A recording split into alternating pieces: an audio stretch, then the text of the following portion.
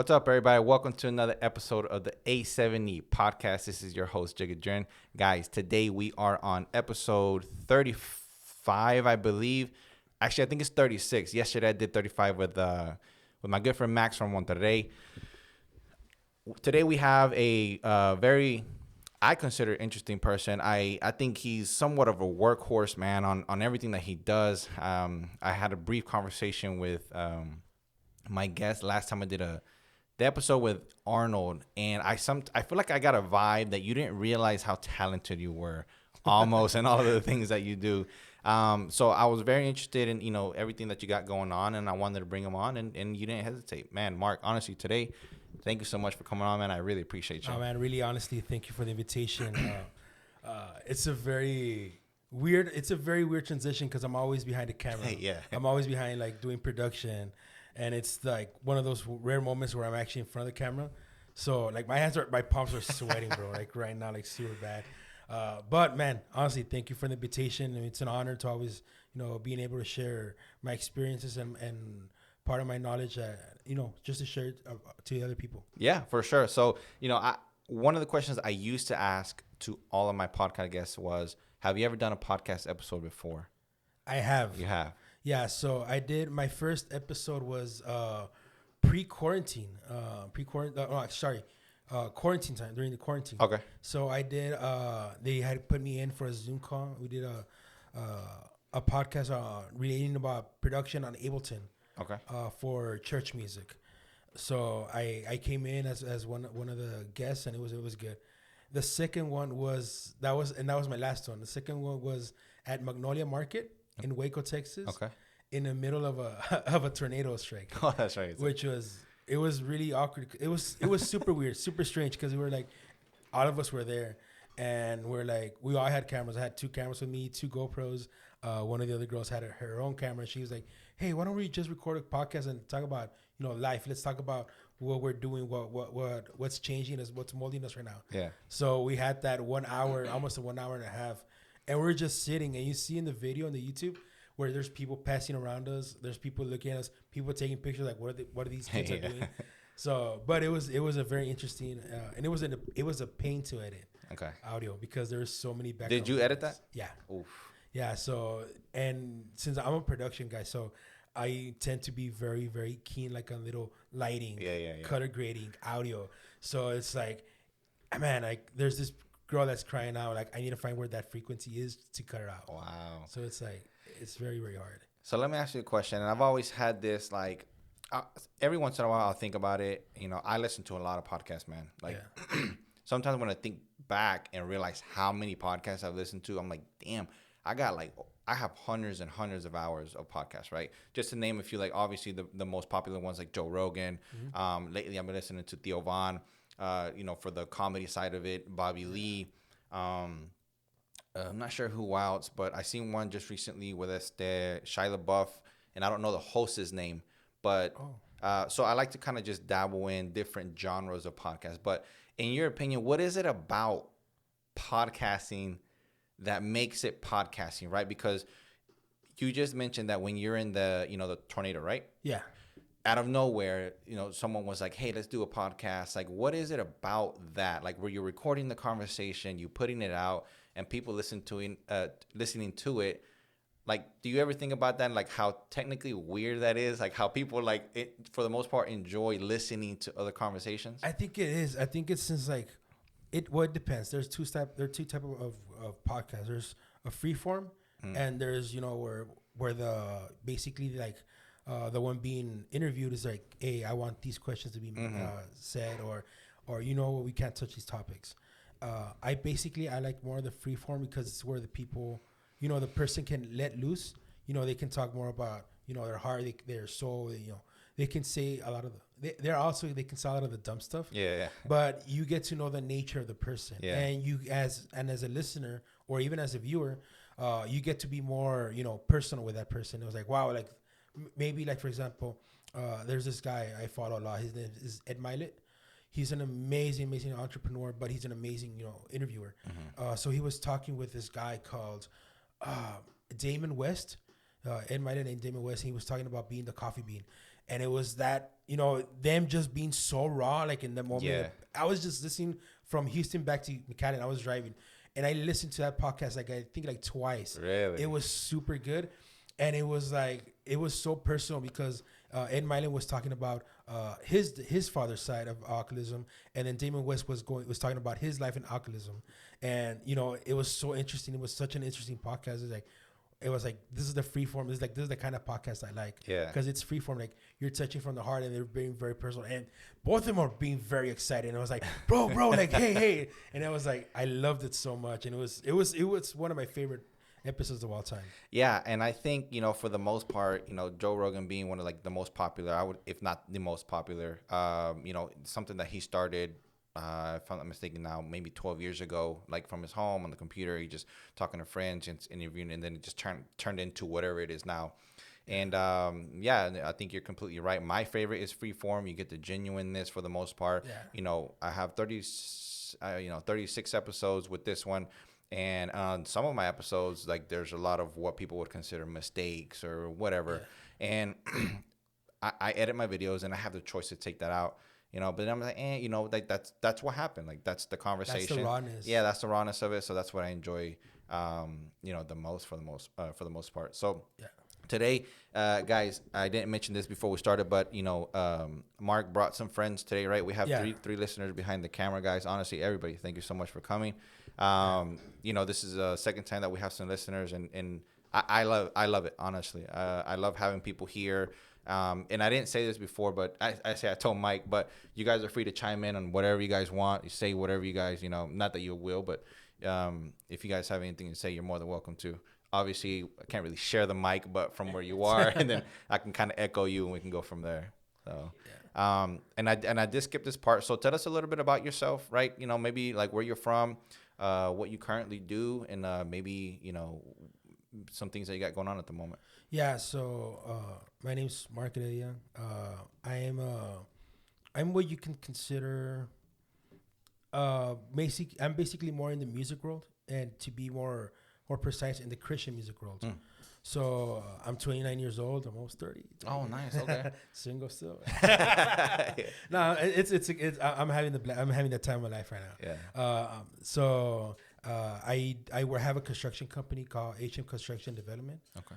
Which is very rare that people are like, whoa, you have a construction company? Like, yeah. Because I'm usually always in music or I'm in photography, and they never see that side. Yeah. So yeah, so I do construction as my main workforce.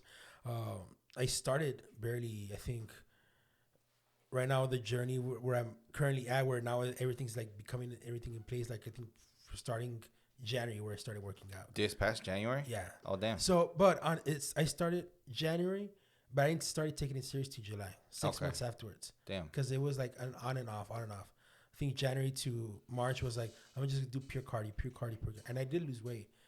But it was into Aaron, he's a guy I want to hear, and another guy, Jorge, he's a drummer from where my church, right, where I serve.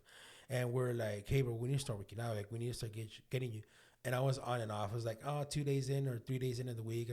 But it wasn't until July until I had like a kind of say like a realization. Like a realization, like exhortation of someone telling me like, hey, bro, you really need to get in shape. Like you're obese. Mm-hmm. And I know that I'm obese. And that's what I'm trying to work on. And it wasn't until, bro, you're close to this, you're close to this. My doctor, reality, the one that started this was my doctor. I started with doctor visit. He's like, hey, bro, you're healthy. You don't have cholesterol. You don't have diabetes, but you're borderline. And it's like, if you don't fix up, it's like, you're going to get diabetes, or you're going to start getting a heart attack or stuff like that.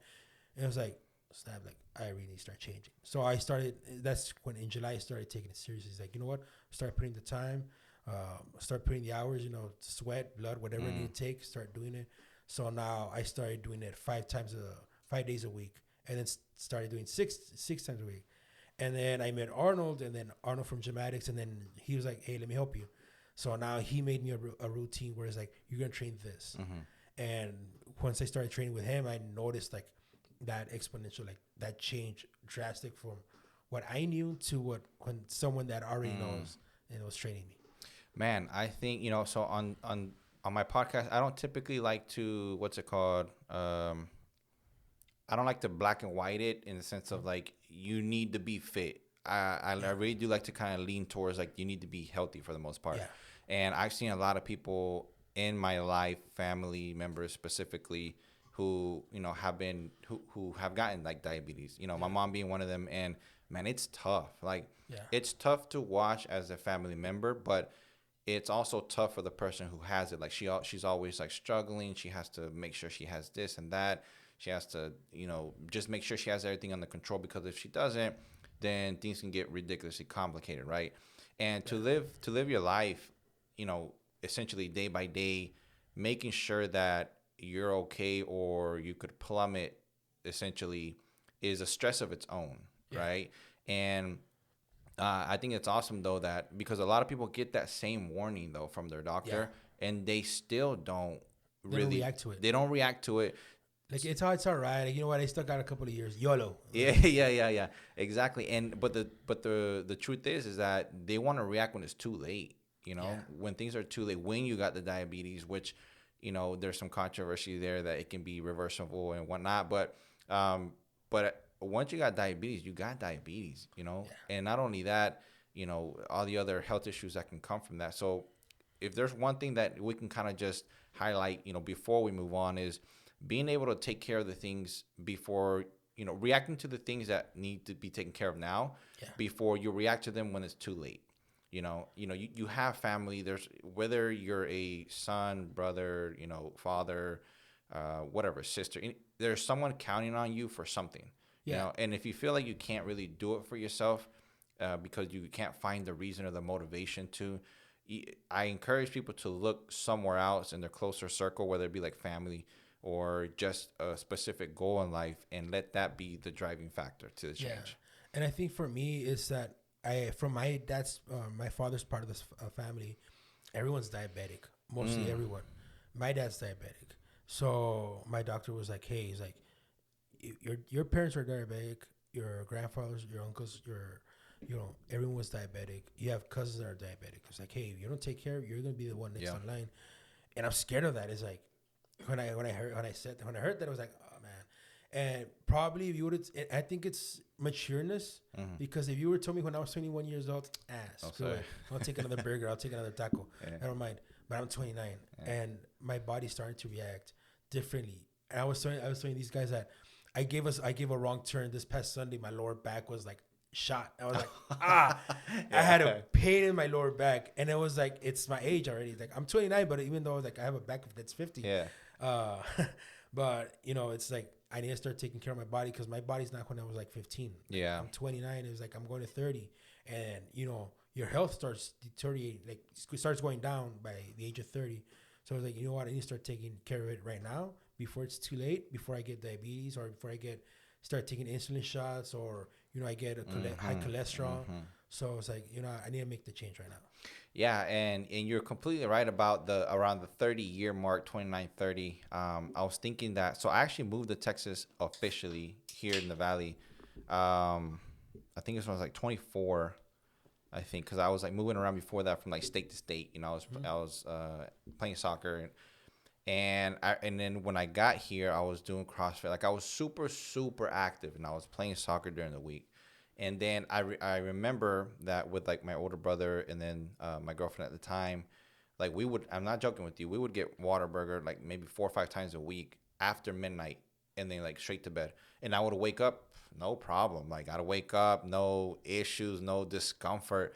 Yeah. And so last night I actually had Whataburger, but it was before 12. It was like at 11:30, and I went to bed like at 12:30, man. And I woke up and I'm just like, I can't. It's not, my body is not digesting it. It's not that it's not digesting it. It's just not as, I guess, efficient as it used to be. Yeah. And I felt the discomfort ridiculously. So, and I'm noticing small changes as well, that whenever I was super fit or I was a lot younger, that I'm not handling it the same now, right?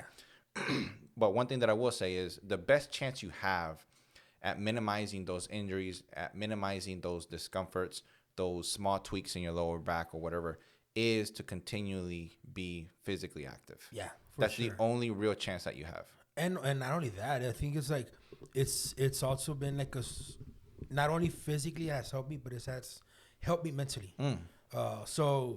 I think when I started working out, I think my mental health has been at its best. Yeah. Because I get to release a lot of that stress, a lot of that, you know, anger, you could say that, or like all of that sadness, like, man, release it, like, push it harder, like, pump it harder. So my mental health has been like very, very good. As I was telling you, I think I used to have very frequent panic attacks, Oh, okay. just by stress and then I think the last time I had one was like, I think May. That was the last time I had one. And we're already in October, end of Damn. October, going to November. So it was like, I feel where not only my mental health, but my physical and my mental health have been way better now ever since I started working out. Because it takes my mind out of, the situations or the stress out of like what's out there in the world. Yeah. And in your opinion, do you, I mean, I would assume the answer, but in your experience and opinion, do you feel, from you being better or feeling better physically and mentally, does that positively affect your life around you and the way you interact with people, or has it not? Oh, for sure. It totally changes because, for example, and I was telling these guys also, my morning routine starts with I do an hour cardio. Mm. I do jogging, walking, but I also do also run sleds. Okay. So just doing that in the morning, there's people that hate doing Yeah. cardio in the morning. Here. It's a love-hate relationship for me. Yeah. But I work out at Crunch. Okay. But mainly the one in Edinburgh, but the one in Far has like all these windows. So the sunlight comes out when it's the sunset, the sundown is really coming in. Yeah. The sun hits immediately the whole gym. So you feel like that morning heat. Feel real nice when you're working out and you're running. So stuff like that like really pumps me up. And by the time I'm done with my workout, I'm so pumped. I'm so energized. I'm like, hey, my morning's already getting started. I know that my day's gonna get way better. So I think for me, just working out in the morning has really activated me. Before, when I was like, I would wake up around 9, 10 a.m. And now I'm waking up 5, 6 a.m. And I was like, I'm waking up. I was like, I need to go to the gym. I need to go to cardio. And by the time I'm out, I was like, hey, let's get the day running. Like, by the time I would end the day before, like around 6 or 7 p.m. Now I'm ending like around 3 or 4 p.m. Because I'm starting everything so earlier. And now since I'm more pumped with energy, I think it's just more efficient for me. Yeah, so and I would 1000% agree with you. And the reason why is because so last year, beginning of 2021, I believe, and then a couple of months into 2022, I was waking up at 6:15 every morning. I'd go get my workout in or whatever, about an hour and a half, and I'd come home and start my day. And at first, when you transition from waking up later, like at 9 or 10, and then you start waking up at 6:15 to work out, and then when you're done with your workout, for a little bit, like I was sleepy, like super tired. I was sleepy because technically that's the time I should still be asleep, kind of thing. Yeah. But once I got over that hump, about a week and a half in, 2 weeks, man, like it really is a difference. Like it really just makes you feel different. I don't know exactly what it is, but there is. Whenever you work out, let's say for an hour and a half, whether you do it at 6:15, at 9:30 a.m. or 12 p.m., it should feel the same. Yeah. But when you do it in the morning before sunrise, there's just something like magical. It really makes you. I don't know. It's like almost a confidence booster as well, knowing that you're doing something that most people are not. You're able to have that discipline to, again, do things that people hate doing. And it really does give you that push, that confidence booster. And I felt amazing.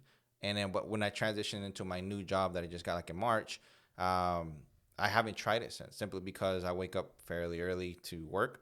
But that's one of my personal goals is to, and I just had a baby like 2 months ago. Oh, man. And I hardly sleep right now, right? So congratulations, bro. Yeah, thank you. So how's that life? Honestly, it's exactly what I thought it was gonna be. It's amazing. Like it really is amazing. I'm fully in love more than I've ever been, right? Yeah. And just to kind of give you an example, like last night in the middle of the night, she woke up at 4:30 a.m. Just crying because she was hungry, and I had to like just for like 25, 30 minutes. by 25, 30 minutes, you're already out of your sleep. Like technically, Yeah. you're already out. Um, but yeah, so like the sleeps get interrupted, which still should not be an excuse. But my personal goal is to get back to working out in the morning, finishing my day earlier, like you Yeah. said. So towards the end of my day, I can have the option to be more productive with editing, reading, whatever. And I think that's an amazing structure to have. Yeah. And it totally revolutionizes how you work. I think for me, it's like I work out early, start work early, end early, and I have a little bit more time, as you said, editing, reading a book, or just going over stuff like, for example, with media for dramatics or content. I have a lot more time now because before it was like, man, I'm pushing deadlines. For example, I had clients tell me like, hey, it was like, is it done? Like, man, can you give me 2 more days? Mm-hmm. Because I wasn't done with it. And now everything's like so push in, like everything's like so on time or even earlier than expected. So now my client's like, hey, here's your work. Wait, you're supposed to give it to me in 4 days. Like, oh, well, I'm done already. Mm. It's like, oh, it's nice. No, I definitely agree with that. Now, I know you mentioned, gym addicts here, quite a few times. Tell me a little bit about, your guys's, I guess, introduction to each other, right? We know that, for the most part, the listeners, that Arnold is the owner of Gym Addicts, Yeah. right? And I'm also aware that there's been some new structure to the brand as well in regards to adding additional people to the team. Yeah. But talk to us a little bit about like your introduction and how that's going at the moment. So how I met Arnold was because I met him because of Aaron, and then but Aaron met him through a mutual friend, Charlie. Uh, Charlie met Arnold, and they were like, "Hey, we have a friend. Like they go to the gym. You might kind of want to meet them." So they met, and then Arnold met me afterwards with by Aaron's presence, and he's like, "So what did you do?" He's like, "Well, I'm working out. I'm trying." So Arnold saw. I don't. I kind of want to. I don't want to say that because it's kind of like a humble brag. Okay. But he saw like the potential. Yeah. The potential in me. I don't know where. Oh, that's true. That's not a humble brag. That's honesty. I don't know from where. I just don't. I don't like. I don't like Yeah. boasting myself. It's very anti me. Yeah. So he saw potential, and he saw like the project where I'm heading towards, and he was like, "Hey, let me work you. Let me help you. Let me help you achieve your goals that you want to." It was like, let Gym Addicts take over you, and push you to other areas you never reached, Yeah. or you never tapped. So because of Gym Addicts, I've been able to push myself. He's been helping me with my plans, with my fitness plans. Like, he's training me what to eat. Also, our circle. We have a small gym circle, which all of us, like, we hang out socially. Mm-hmm. We go to church together. We go eat together. We go to the gym together. We're basically everywhere we go. It's always the same people. Mm-hmm. So we got so tight, and because of genetics, Yeah. because we just became a family, and it's so amazing what Arnold is doing right now with the whole team and how he's revolutionizing, a lot of the community. I definitely agree with that, man. Obviously not just from the conversations I've had on camera with Arnold, but outside, I definitely see that his intentions are very good. He's putting impact before, what would you call it? He's putting impact before, like the money side of it, right? Yeah, And I definitely think, as I've gone through life, I realized through my own interactions and other people's interactions that I think that is the best way to go about it. If you focus on impact first, obviously positive impact, then everything else will flow. Having just being around positive people, man, and who are all at least in the same mindset as you, will take you from where you are now to where you're trying to go 10 times faster. yeah, Couple of months ago, like I really started realizing and being very, very aware of other people's energy around me. Like when I was growing up, I used to think that people's negativity or whatever you want to call it was just almost a characteristic almost. And I took it as a something that didn't affect me until I started like growing up and realizing that people's, struggles and rightful struggles or whatever you want to call it, but also choice to be negative, like it would really, really affect me directly, especially if they were talking to me or if I'm in a relationship with them or things like that. And I started realizing that my energy or life source, whatever, would get depleted simply because I'm giving attention or listening to these people be that way, right? Yeah. And I I would also notice that when the more that I did that, like the less that I wanted to do for myself, because now I'm a very I consider myself an absorber. Like I absorb a lot of people's energies, whether you're a positive person, like I feed off that like crazy, and if like you're a negative person, because there are negative people out there, like I really just get affected by that, and I don't know why, and I hate it, to be honest with you, but that's also led me to be more aware of the people that I choose to have around me, right? Yeah. And I think there's massive benefit for people, for anyone to be, highly aware of the people that they let in their circle. Yeah, for sure. And we have, and I think also, well, John Maxwell, Phenomenal. he talks about having your core circle, having your inner circle, which are two different things. Your core circle are the people that you have like full trust about it, and your inner circle is the people around that core circle. And your core circle has to be very, very tight, and you also have to be very open with them. If you're not open with them, you're not trusting them, then who are you going to trust? That's a good point. So with my core team, like my core group, my group of friends with core team, I'm very open with them. It's like, man, you know what? I'm not at the best day right now. Like, you know what? I don't want to work out today. And they're like, no, dude, get the hell up and we're going to go work out. Even if I don't have I have no energy inside myself. No, bro, push it, bro. Push it. You got to push. And, and these are the guys that are, they're always boosting you. They're always pushing you get harder. Yeah. So I'm very thankful for them also. And I always tell them like, hey guys, the first thing I tell them, like, take accountability on me.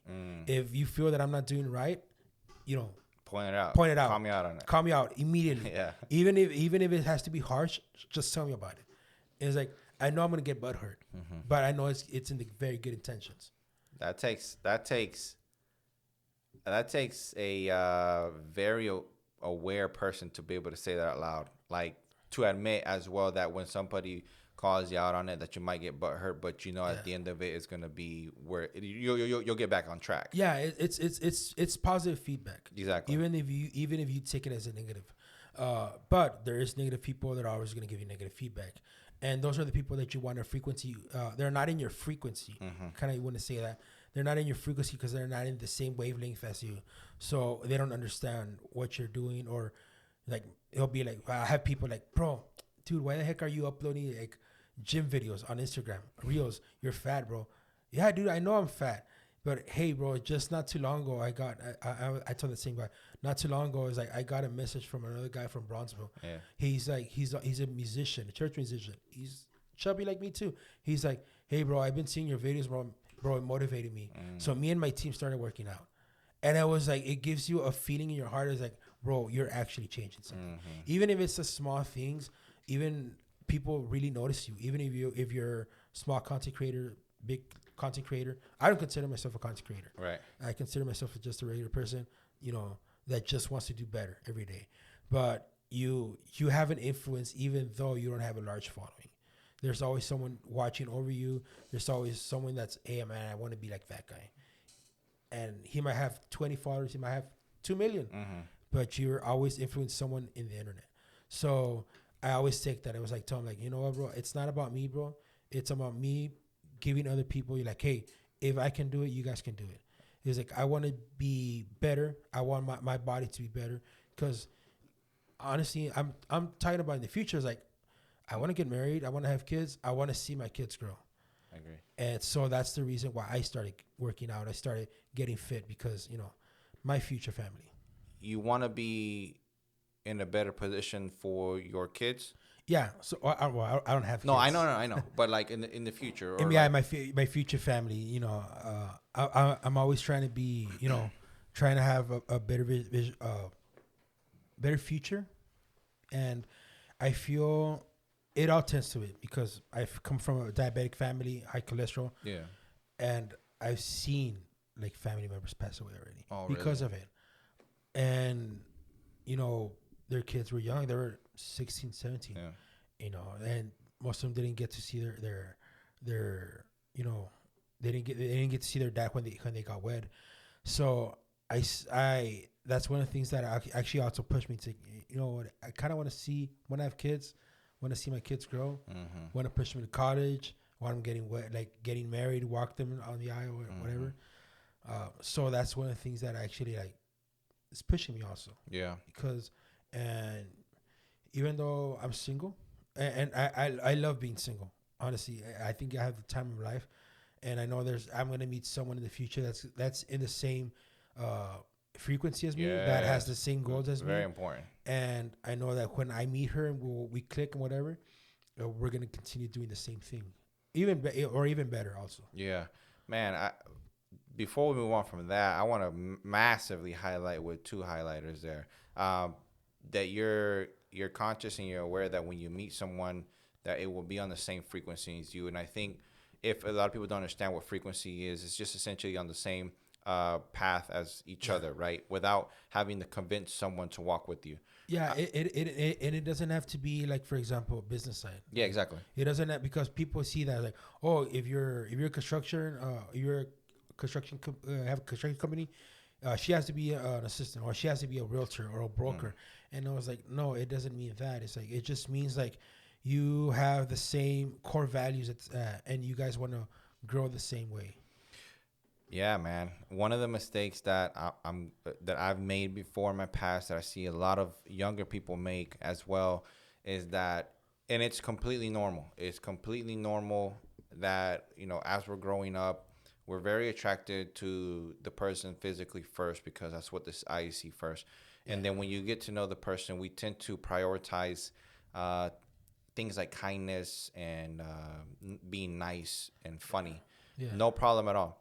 But we have to understand that, like, when you choose someone that you're going to be with, if you want to be with them, and if your goal is to be with them for a long time, then you have to also dig a little deeper, because past being kind, past the nice smile and the being nice to you, what about them, right, is going to allow you two to grow together always, again, if that's your plan. Because if you don't dig deep enough now, it's possible that you'll find out later that you guys were never on the same page, and it's going to force you guys to grow apart. Yeah, for sure. And when couples or people grow apart after having massive emotional involvement with each other, it's ridiculously difficult, right? Yeah. Like, not only is it difficult, but sometimes because of that pain and potential guilt that one could give to the other, people that shouldn't be together stay together a lot longer than they should.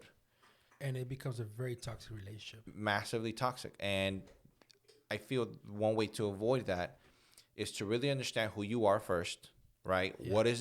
Who is it, or like what about you is you? Who are you?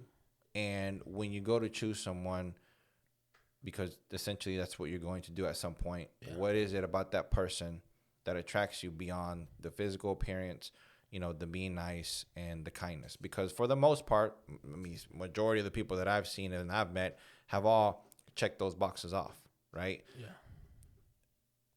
Below that or deeper in that, I think is going to be the difference maker.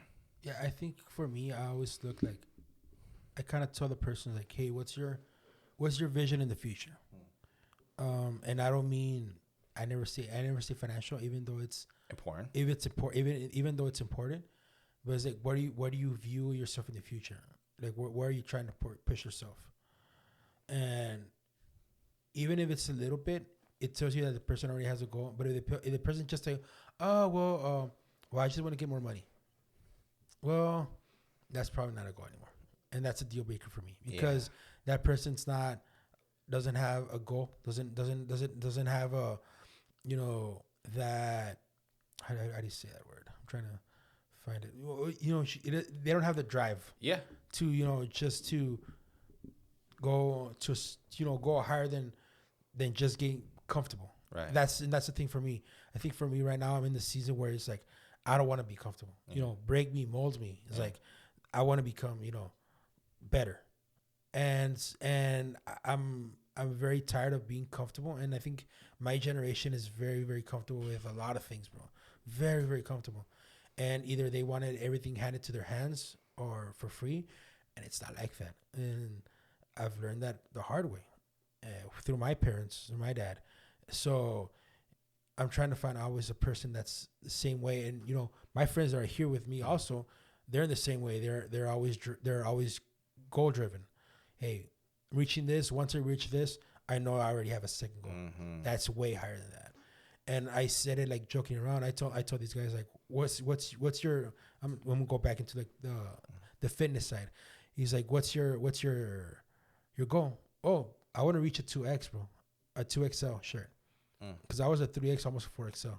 This is a 2XL, bro. Okay. And it's almost fitting me a Let's little. go, yeah. So he's like, okay, so I reached, or yeah, you reached it. What's up? XL. I try to have a little bit more, credible goals. I'm trying to Achievable goals? achievable goals. Okay. Yeah, I have a more achievable goals rather than I want to lose 50 pounds Mm-hmm. in a year, because if I see it by that way, I might demotivate myself a little bit. Yeah. But if I say a little more realistic goals, it's like, hey, I want to lose. If I'm a 2XL, I'm gonna go to an XL, and that's my goal. So it pushes me harder, and it's like once I reach the XL, it's like, hey, bro, look, Yeah. I'm fitting back into an XL. So it pushes me like sorry, I'm speaking a little too fast. if I reach the XL, how harder is it for me to reach the large? Exactly. The large shirt. So those are the goals that really push me to what I am right now. Yeah. And I've lost a lot of weight. I know for sure I've lost a lot of weight, but it still pushes me like not to be comfortable. And there's moments where I have to remind myself, and I'm about to eat something that, you know what, I deserve this. But then behind my head is like, hey, bro, don't break it. Yeah. Don't get comfortable, and it's like, you know what, I'll get something else. Give me chicken and rice, or whatever else. But it just not being comfortable really pitches you hard. 100%. There's that one point, and actually recently, so I went to Austin in 2020, and in that year, that was my biggest decision to be uncomfortable as much as possible. So I was here, and in 2020, I called one of my friends. And I was like, hey, I don't care. Like, I'm moving in with you. I didn't even ask him. I was like, I'm moving in with you, and you're gonna let me work whatever you're doing, but let me work, make my money, this and that. I want to move to a different place that I haven't been to, and I just want to be on my own. I've been here essentially with my family for a very long time, and that was the biggest, that was the scariest, most uncomfortable, and that was at the beginning of the pandemic, man. So, so everything was strange. I was completely on my own, but I think since 2020, I grew more than I had ever done in 27 years before that, right? Because I'm 30 now. Okay.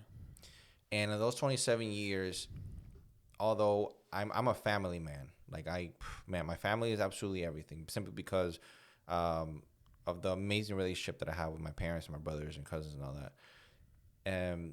But there's just something about always being around, like that type of support, right? That doesn't really allow you to see the potential struggles or difficulties that you need to go on your own sometimes. Yeah. Because there's nothing else in this world that will teach you more than pain, essentially. Yeah, for sure. Pain is always going to be the best and biggest teacher. Now, for me, I've always been blessed to have parents that when I would come to them and say, hey, guys, I want to do this. I want to travel here. I want to try out here, blah, blah, blah. Okay, no problem. What can we do to help? And my brother's the same. My cousin's the same. So it's like I always had, and this is my personal experience, I've always had that, safety support, that safety net from everyone around me. If something failed, I could fall back on my people, right? And then that's why in 2020 I decided to go on my own. I didn't want to be near anyone that could essentially help me out for the most part. And I went through a lot of stuff. And then I look back now, and at one point, I feel like I hit rock bottom for the first time in my life ever. I'm such a positive person for the most part, Yeah.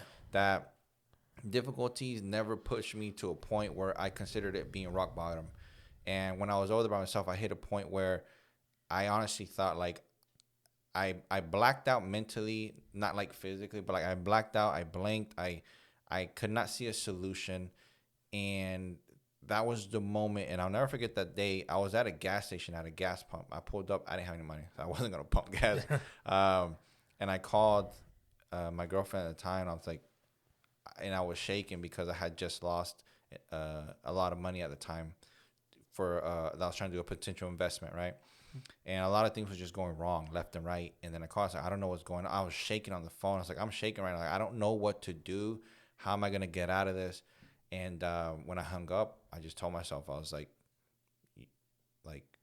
what are you going to do next, right? Because you have to take a step somewhere. Yeah.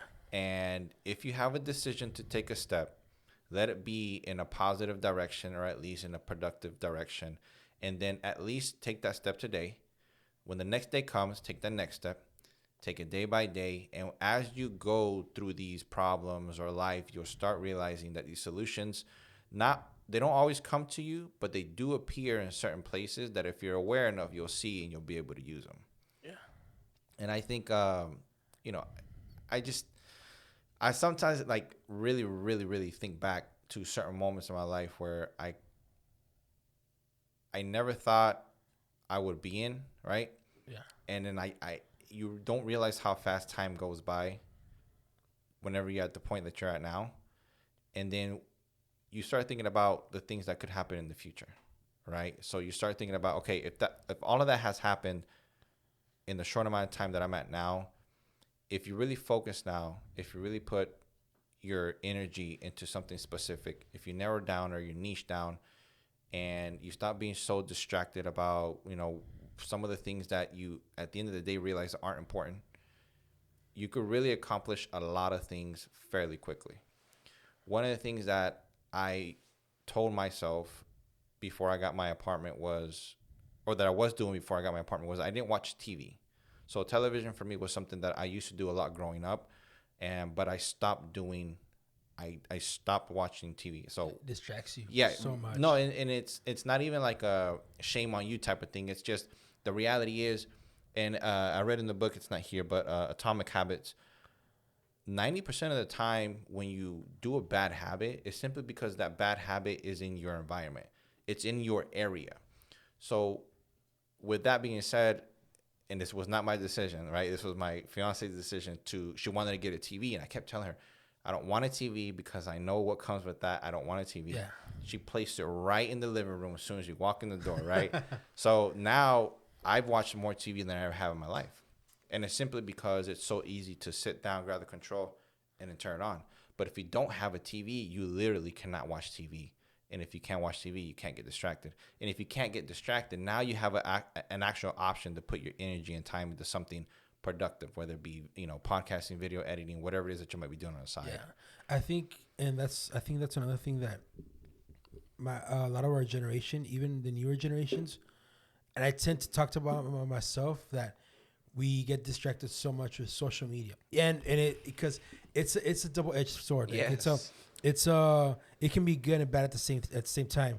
So sometimes for example, I'm using more of my YouTube recommendations right now are mostly SIBA, just like pure gym, like meal prepping, certain podcasts. There's other entertaining, YouTube channels that I also watch, but mainly everything is about learning, or trying to grow better. So that's what I said. It could be a double-edged sword where it's like you could be learning something new, or you can just be wasting yourself like watching all of these dumb videos, or and so it's very hard with the whole YouTube or TV because if it's, how can I say this without sounding say it, man, wrong. I think if you don't have a control of yourself, yes, it could become an addiction. Oh, for sure. And it's not a positive addiction. It could be it's a very negative addiction. So I try to limit myself on social media, even though I'm very active. I'm always on Instagram. I'm never on TikTok. That's for sure. Like I'm once or twice a week on TikTok, but I'm very active on Instagram, and I caught myself not too long ago where it's like, what was my daily usage? Because iPhone tells you like how long you're in social media, how much you're in this, and I saw YouTube 2 hours, but then I got to see my history. Oh, I was learning something for Photoshop, After Effects. Okay, well I'm learning. I was learning something new, but then I saw 3 hours, almost 4 hours Instagram. Oh snap! I'm wasting too much time here. I'm wasting 4 hours that I could have used it for something else. So it's stuff like that that becomes negative that you need that it's a double-edged sword that could have been positive, but it's starting to become negative because it's slowly starting to become an addiction. So right now, that's also little things that I need to start changing up in my life, and now it's not my friends. Now it's my phone telling me like, "Hey, man, you're spending a little bit too much time on social media." So now what I essentially did is that your iPhone has like a timer. Yeah. So you can set a timer to certain apps, and you can limit yourself to 30 minutes or 1 hour. So, I'm doing that. So I did that on settings. Like what? And I saw that in a YouTube video. Snap! I went to my YouTube. You know what? I'm limiting for 1 hour Instagram, Facebook, all my social media. Boom, and I limited. And then you could bypass it just by putting your password. Oh man, but it at least reminds you. The intention is there. Yeah, the intention is there. So now the first week I was like, nah, I'm bypassing. I'm watching a very good cat video. Yeah. But now it's like, man, I have 2 minutes left. You know what? Nah, I'll just do something else. I 100% agree with you, man. I used to be very good at that. I've gotten a lot worse, to be honest with you. And for everybody listening, I encourage you to check your iPhone's daily usage information, because it'll tell you flat out. And it'll tell you what apps you spend so much time on, and it's ridiculous. Like it honestly, it shames me too how much I'm on my phone. Yeah. And it tells me, and my phone tells me like, if every Sunday you get that morning text message in the morning by iPhone, like, you spend a daily of 10 hours. Like, oh damn. And it's like, how the hell did I get 10 hours just on being on my phone? Yeah. But it's like, man, it's like I'm way too much invested in. And I think that's, my grandpa, rest in peace, he would tell me like, man, y'all are too you guys are too invested into your technology, and it's true. That's true. And I've noticed that lately, where it's like I'm being 10 hours on the phone, and I was like, hey. Yeah, and that's kind of some of the newer things that I started realizing as well, is that it tells you exactly how much time you spend on it. And then when I hear people say that they don't have time to do certain things, it's like, all right, you put the phone down. No, matter of fact, show me your phone. Like show me that specific, the iPhone statistics on what you. Or even show me your computer browser. Like what are you spending your time on? Yeah, exactly. And if you are on double-edged sword, if you are on social media, what are you using social media for? I do like to kind of highlight that. I like to believe that when I go on social media, it's for content creation ideas or content creation of itself, But like I said, lately I've been realizing that like I'll be done, like I'll get out of an app and I'm like, what did I just like? I just spent whatever time I did. I didn't get anything for any of that. Sure, some of it's entertainment. You gotta relax sometimes, but it's like you have to make a decision, right? If you feel like you have certain goals or certain things that you want to get done, and then your reason not to do them is that you don't have time, you really take a step back and just check your iPhone. It's gonna tell you how much time you spent on that. Let's say YouTube, or let's say Instagram for 2 hours a day. Especially if you're not a content creator. No, especially if you're not a content creator, you're creating no content. You're a profile that posts a picture every 7 weeks, right? Yeah. It's like, then you're just scrolling. And if you're just scrolling, like, even if you cut that in half from 2 hours to an hour, you don't gave yourself a whole hour back during the day, No, and I think it's like, no, I don't know. It's hard with social media, because I for myself, I'm always on my phone. Like I'm always like this. And if no one's paying attention, I'm always on my phone. I'm always like this. So we're so invested into it. But sometimes I'm eating and I'm on my phone and I'm eating. I was like, you know what? Put the phone away. Yeah. Do not disturb. I have it right now. Do not disturb. And I haven't touched my phone till right now. And that's where even in relationships, like when you're talking with someone front to front, face to face, it affects technology affects it because we're so invested into our phones. Like, hey, and we had a little joke with my friend Cristobal. He would tell us we would all be talking, bro, and then he would be like, "Hey guys, let's make a group chat so we can all speak," and it's so funny, bro. But it's like, hey, he's like, it's true, It's like, true. hey, like we waste too much time on social media, but I'm trying to get the better of it rather than the worst, and try not to feed off that addiction. Yeah. So I'm trying to cut less about it. If I need to post on Instagram, I'll just post it. Occasionally, I do go see memes. Of course. There's You have to. you gotta have a form of entertainment. Your life can't be dull. So I go watch memes. I send it to the group chats, and we're like, okay, close the phone, get back to work, or get productive. Yeah, and I have seen. I mean, I went through your profile a little bit, and not only that, the Gym Addicts profile. I mean, the content's very good. I mean, you've been making some reels. Are you focusing like essentially like on Instagram reels? Yeah. Creation at the moment. Yeah, I'm trying. I'm understanding. I like to study the algorithm a lot. Mm-hmm. So I got the sense of the YouTube algorithm currently, and I already got The the YouTube sense, Shorts. Yeah, For, because I'm editing for other content creators. okay. So I got their idea of their algorithm, how they work it out, and I also started getting the hang of the algorithm of Instagram. TikTok, on the other hand, it's very weird for some reason. Really? It's kind of, I think it's similar to Instagram, where it's like one hit sensation, and Yeah. whatever hits, that's Takes off. take off, and that's what's happening to me on Instagram right now, currently. But I haven't found that on TikTok, and I'm trying to find the algorithm. Like, hey, how do I work this? How do I bypass this? Or my secretly shadow banned. Even though I never use it, I only have like 200 followers on TikTok. Mm-hmm. But it's like, how can I grow my audience, or how can I grow my community overall? Have you tried to repurpose your Instagram reels? And the reason I say that is because even the ones that you have, 500 or 600 views, like they're phenomenal videos. Like Thank you, man. they're quality videos. And obviously you have a few that took off, right? Yeah. In the thousands. And again, obviously those are quality videos.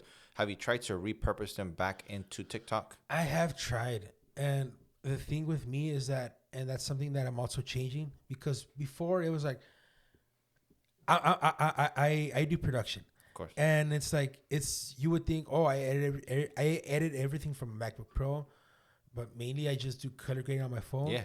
Edit on, like, I put the clips on Instagram and upload it, but it doesn't save it doesn't save. So once you want to repurpose it on TikTok, it comes out with your Instagram logo, and then right. your ad in the bottom.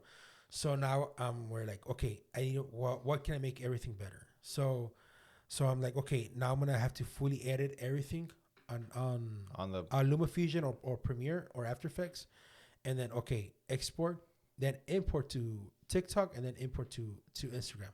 So that watermark doesn't come out. So essentially, you're creating a video on your laptop, Yeah. and then from there you send it 2 ways. Yeah, I send it to TikTok, and then I also send it to Instagram. Same video. Yeah. Oh, okay. But also, what's awesome about Instagram is now that Instagram and Facebook, since they're brother companies. Yeah. Before they weren't able, you weren't able to upload a reel on Instagram. Correct. You had to do it manually from Facebook and Instagram, and now Instagram is on its own. Yeah. Okay. So now if you post it on Instagram, you have, hey, we have the ability. You can also post it on Facebook, on your page or on your personal. Yeah. So like, oh, sweet. So now it's also starting, because usually, as I said, my page first started as a music page, where I posted content of me playing the bass or music production, audio, whatever it is. But now it's started slowly shifting into fitness. Okay. So I'm taking all of that knowledge that I've had for video and audio production and putting it into fitness and trying to change it. And I'm always trying to up myself more. Mm-hmm. So now I'm upping myself of I'm doing all my editing on computer. Hey, how can I create my own audio now? Or how can I make this a little bit more eye pleasing? Mm-hmm. So not only for myself, but also like for all the members that are inside, for Gym Addicts account or for my friends' accounts, because I also record them. And so like, hey bro, can I record you? It's like, I'll send you a footage right now. Mm-hmm. But because I'm also testing like different ideas that I want to have and that I want to implement into the accounts. Man, that's awesome, man. Like I said, that's kind of what I said at the beginning. I feel like you're not. I feel like I mean, maybe you are aware, not aware, but like how talented you are, simply because of the quality of content that you put out, and then also having your own business and going on this journey, your fitness journey. Which we did mention it with Arnold on the last episode that you're documenting it, right? Yeah. Before we wrap this up, we got like 2 minutes. Where can everybody reach you at? If they want to connect with you at the bare minimum, watch your journey, socials or whatever you feel that Yeah. you want to share. You guys can reach me out at Instagram at notmarkheredia. So you guys can reach me out through there. You guys can also reach me out through Facebook. We have a Facebook page called Mark Heredia. Usually, I post more on Instagram, but you'll see occasion stuff like stuff that I won't post on Instagram. I'll post it on Facebook. Yeah. So yeah. So and then you'll see part of the team that are always working out with me. Yeah. Or they're always pushing me. So and we have having exciting news coming up for 2023 where I'm gonna be working with gym addicts for some stuff. I can't say way too much, but I am gonna see saying that the family is gonna grow bigger. Okay. Than what it is. So I'm very excited to also use my creativeness, my creative mind into a new.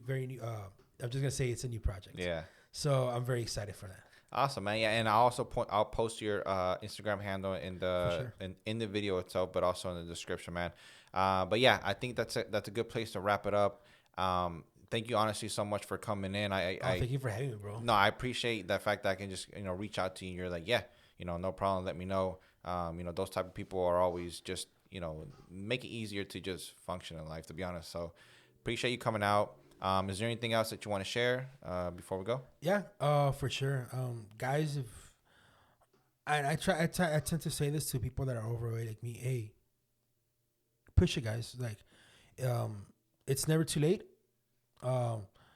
If I could do it, you guys can do it as well. It's never, the sky's the limit. I think there's a lot of people that say the sky's the limit.